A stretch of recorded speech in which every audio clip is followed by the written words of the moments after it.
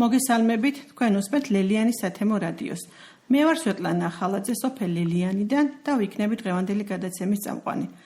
სათემო რადიოების მიზანია ხელი შეუწყოს ქალთა გაძლიერებას, მათი ხმის გაჟღერებას და გააქტიურებას. რადიოებს ექნებათ საგანმანათლებლო დანიშნულება და გადაცემები, მსმენელებს მიასვლის ინფორმაციას, ქალთა უფლებებზე, მათ პრობლემებზე, სხვადასხვა ცხოვრებისეულ გამოწვევებზე და მიღწევებზე, ახალ პროფესიებზე, რომელიც დასრულებაში შეიძინეს და შეცვალეს მათი და სხვა ადამიანების ცხოვრება. ჩვენი დღევანდელი სტუმარია მირანდა ღვალაძე. მისი პროფესია კომპიუტერული ტექნოლოგიები. ჩვენ ცენტრში აქტიურად უჭერს მხარს მონაწილეთა ციფრულ უნარების განვითარებას. იმედი მაქვს თქვენი მონაწილეობით საინტერესო გადაცემა გვექნება.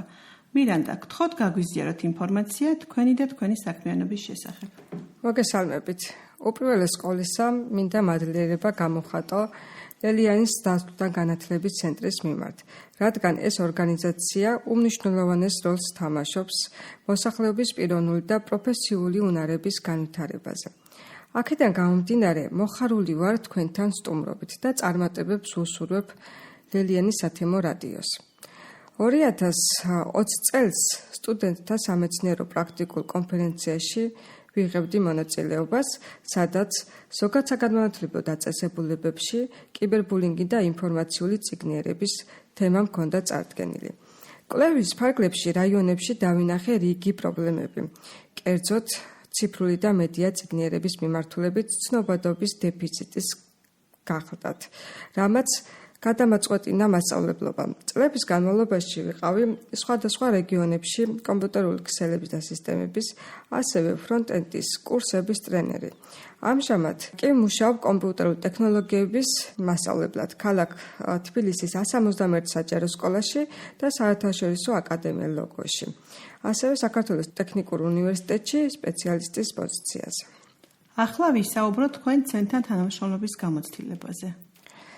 პირველ რიგში ხაზგასმით მინდა აღვნიშნო ლელიანის დასწრებულთა განათლების ცენტრის ხელმძღვანელის, კერძოდ ნანა ნერსიზაშვილის და გელა თედეევის დამოკიდებულება ახალგაზრდებისა და მთლიანად სოფლის მოსახლეობის მიმართ, რომლებიც ნებისმიერ დროს დაუზარებლად უცხადებს მხარდაჭერასა და დახმარებას. იქიდან გამომდინარე, რომ ჩვენი მიზანი ციფრული წიგნიერების მიმართულებით ცნობადობის გაზრდაა, დავგეგმეთ და განვახორციელებთ ფრონტენდის პროგრამირების კურსი. ასევე განხორციელდა სემინარი საძიებო სისტემის ოპტიმიზაციის მიმართულებით, რომელიც წაიკითხა საქართველოს ტექნიკური უნივერსიტეტის ვებ რესურსების განვითარების განყოფილების ხელმძღვანელმა და Golden Web-ის SEO მენეჯერმა ქალბატონმა ეკატერინე პაპავამ. ცენტრში სასიამოვნო გარემოა, რადგან თანამშრომლები ერთგუნდად არიან შეკრულები და მიზანმიმართული არიან ადამიანთა პიროვნული განვითარებისთვის. ასევე მეტად მნიშვნელოვანი არის ფიზიკური გარემო, ხელმისაწვდომი ლიტერატურა, კომპიუტერული მოწყობილობებია, შემეცნებითი გასართობის საშუალებებია და სხვადასხვა მოქმედი წრეებია, რომლებიც ორიენტირებულია თემის განვითარებაზე. ამ ფაქტორების გათვალისწინებით კი შეუძლებელია, რომ არ იფიქროს ამომავლოდ, ასევე მუდმივად თანამშრომლობაზე ლელიანის დასწრებულთა განათლების ცენტრთან მიმართებაში. როგორ ფიქრობთ, რამდენად შესაძლებელია ქალისთვის, რომელიც სოფელში ცხოვრობს და საოჯახო საქმით არის დაკავებული, არ მოწყდეს საგანმანათლებლო პროცესს და შეძლოს საკუთარი ოცნებებისა თუ გეგმების რეალიზება? დღესდღეობით ციფრული ტექნოლოგიების ეპოქაა მოგეხსენებათ, რომლის დახმარებითაც შესაძლებელია, რომ დაბალანსდეს ოჯახური პასუხისმგებლობები და პიროვნული მისწრაფებები დროის მენეჯმენტის გათვალისწინებით. გლობალური ქსელის დახმარებით სწრაფად და ეფექტურად შეიძლება სხვადასხვა თემებზე ინფორმაციის მოძიება, კერძოდ ონლაინ განათლების მიმართულებებზე, რომელიც გვთავაზობს ონლაინ კურსებს და საგანმანათლებლო რესურსების ფართო სპექტრს. ლელიანის დასწრებულთა განათლების ცენტრში არსებული სასწავლო კურსები თუ ტრენინგები ბევრ ქალს და გოგოს ეხმარება პიროვნული პროფესიული გზის გაკვალვაში. ამიტომ არის მნიშვნელოვანი სოფლებში თქვენი მსგავსი სათემო ორგანიზაციების არსებობა. შეგახსენებთ, რომ გერმანულ საერთაშორისო ორგანიზაციასთან DVV International-თან ერთად ვახორციელებთ პროექტს სახელწოდებით მისი ხმა. პროექტის ფინანსური მხარდაჭერია გერმანიის საგარეო საქმეთა სამინისტრო. მირანდა, ოდესმე მოგიხდათ პროფესიული გზის შეცვლა, თუ ასია, როგორ მოახერხეთ ეს გადასვლა? დიახ, შევიცვალე პროფესია. 2012 წელს იუსტიციის სამინისტრომ გამოაცხადა საქართველოს მასშტაბით კონკურსი. კერძოდ, 13 სოფელში უნდა გაიხსნათ კომპიუტერული სერვისების მომსახურებების ცენტრი.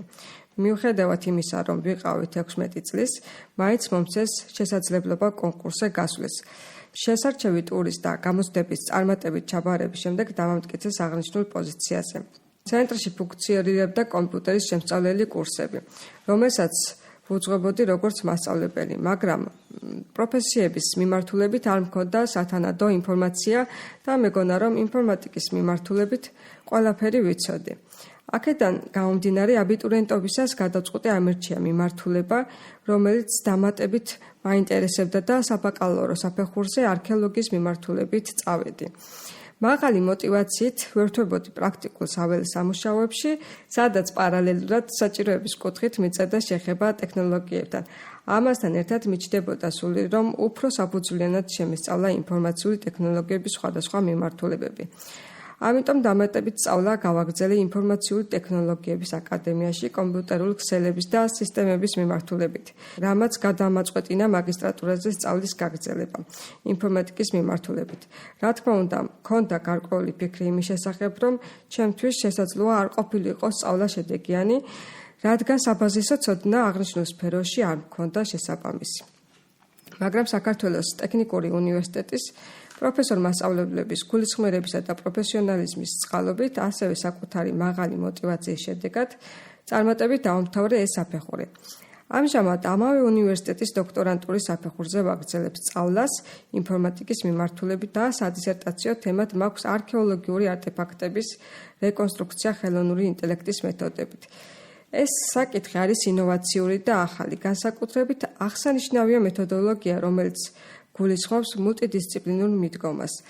ასეთი შესაძლებლობებისთვის, დახმარებისა და ფასდაუდებელი ხელმძღვანელობისთვის განსაკუთრებული მადლობა მინდა გადაუხადო პროფესორ თამარ ლომინაძეს და პროფესორ ზურაბ ბოსიკაშვილს. ერთია გქონდეს პროფესია და მეორე რა უნარები აქვს ადამიანს პროფესიაში, რომ იყოს წარმატებული. თქვენ რა ნაბიჯები გადადგით პროფესიაში უნარების გასავითარებლად? ინფორმაციული ტექნოლოგიები არის ფართო სფერო, რომელიც სწრაფად ვითარდება. ამასთან ერთად ამ პროფესიაში მყოფი პირი მუდმივად უნდა ვითარდებოდეს იმისთვის, რომ კონკურენტუნარიანი იყოს სამუშაო ბაზარზე. აქედან გამომდინარე, პროფესიაში უნარების განსავითარებლად მნიშვნელოვანია სტრუქტურირებული გეგმის დასახვა, რომელიც გადის მიზნობრივი უნარების შეძენასა და გაუმჯობესებაზე. ვიყენებ სწავლასწავლებლის მეთოდს, რომელიც პირდაპირ ასოცირდება უწყვეტი სწავლის პროცესთან, რაც მეხმარება სწრაფად ადაპტაციაში. როგორ უყურებთ თქვენ სფეროში განვითარებულ მოვლენებს? მნიშვნელოვანია გავითვალისწინოთ, რომ კომპიუტერული ტექნოლოგიების განვითარებაზე პერსპექტივები შეიძლება განსხვავდებოდეს პირადი გამოცდილების, პროფესიული წარმოშობისა და კულტურული კონტექსტის მიხედვით. მაგალითად, ზოგიერთი ადამიანი და მათ შორის მეც კომპიუტერული ტექნოლოგიის მიმართულებას უსასრულო შესაძლებლობების კარიბჭეთ მიიჩნევს, რომლებიც აღფრთოვანებულები ვართ ხელოვნური ინტელექტის, მანქანური სწავლების და კვანტური გამოთვლების მიღწევებით. მაგრამ არსებობს მეორე მხარე ადამიანებისა, რომლებიც შეშფოთებულები არიან მონაცემთა კონფიდენციალურობის, კიბერუსაფრთხოების და ავტომატიზაციის ეთიკური შედეგების საფრთხეებთან. შეშფოთებები, რა თქმა უნდა, საფუძვლიანია, მაგრამ არსებობს გამოსავალი, რომელიც გადის ხელოვნური ინტელექტის ეროვნული სტრატეგიის ჩარჩოს შემუშავებაზე. ამასთან ერთად საქართველოს სპეციფიკურ კონტექსტსა და პრიორიტეტებზე მორგებული ხელოვნური ინტელექტის სტრატეგიის შემუშავება და განხორციელება წარმოადგენს უზარმაზარ შესაძლებლობას ქვეყნისთვის გახსნას ხელოვნური ინტელექტის ტრანსფორმაციული პოტენციალი. მირანდა, რა რჩევებს მისცემთ ახალგაზრდებს, რომლებმაც ეროვნული გამოცდები ჩააბარეს და ახლა ირჩევენ პროფესიას? ახალგაზრდების ცხოვრებაში აბიტურიენტობა არის მეტად მნიშვნელოვანი და საპასუხისმგებლო პერიოდი. მათთვის პროფესიის არჩევა ცხოვრების მნიშვნელოვანი გამოწვევა, რომელზეც თავიანთი მომავალია დამოკიდებული. სამწუხაროდ დღეს ქართულ საზოგადოებაში არაერთ ადამიანს ხვდებით, ვინც სკოლის დამთავრებისას არასწორი არჩევანი გააკეთა. არის გარემოებები, რომლებიც ხდება ამის წინაპირობა და აბიტურიენტები ზეგავლენის ქვეშ ექცევიან. პირველ რიგში ერთ-ერთი მნიშვნელოვანი საკითხია სოციუმი, ოჯახი და ინფორმაციის დეფიციტი პროფესიების შესახებ. ხშირად ხდება ისე, რომ აბიტურიენტები არა თავიანთინებით ირჩევენ პროფესიას, არამედ გარშემოყოფთა სურვილით. მაშინ, როცა შესაძლოა მათი ინტერესები სულ სხვა მიმართულებით იყოს ფოკუსირებული. აქედან გამომდინარე, მნიშვნელოვანია, რომ ახალგაზრდებს თითოეული მიმართულების შესახებ ამომწურავი ინფორმაცია ჰქონდეს. ასევე აღსანიშნავია უმაღლესი განათლების სწავლების ხარისხი და ის, თუ რას თავაზობს უნივერსიტეტის სტუდენტებს. მოგეხსენებათ, რომ უნივერსიტეტები ყოველწლიურად მართავენ ღია კარის დღეს, მაგრამ ძალიან ბევრ აბიტურიენტს რიგი პრობლემების გამო არ შეუძლიათ თბილისში ჩასვლა და ღია კარის დღეებზე დასწრება. ჩემი აზრით, ამ პრობლემის მოსაგვარებლად მნიშვნელოვანია, რომ რეგიონებში სისტემატიურად გაიმართოს ვორქშოპები, სადაც აბიტურიენტები შეძლებენ და გაეცნობიან სხვადასხვა მიმართულებებს. აბიტურიენტებო, დააფიქრდით რა გინდათ, რას კარნახობთ გულით და გონება. გასაზღვრეთ, რომელი პროფესია გამოგადგებათ და სად შეძლებთ საკუთარი თავის რეალიზებაც. მე მინდა გთხოვოთ, თქვენი ცხოვრების გზაზე თუნდაც პროფესიის შეცვლა დაგჭირდეთ, არასდროს არცად არ იფიქროთ, რომ რამე არ გამოგივათ, რადგან არაფერი არ უდგას წინ მონდომებას და სწავლას. პროექტის ჩემი ხმა წარმატებით განხორციელებისთვის DIV International-ს პარტნიორობას უწევს გერმანული სათემო რადიო Z, რომელიც პარალელურ რეჟიმში ქართულ სათემო რადიოებს გაუწევს კონსულტირებას. მირანდა, მინდა მადლობა გადაგიხადოთ სტუმრობისთვის და თქვენი პროფესიული ისტორიის გაზიარებისთვის. წარმატებებს გისურვებთ, ერთმანეთს შევხვდებით პარასკევს რუბრიკაში ქალის ხმა. ნახვამდის.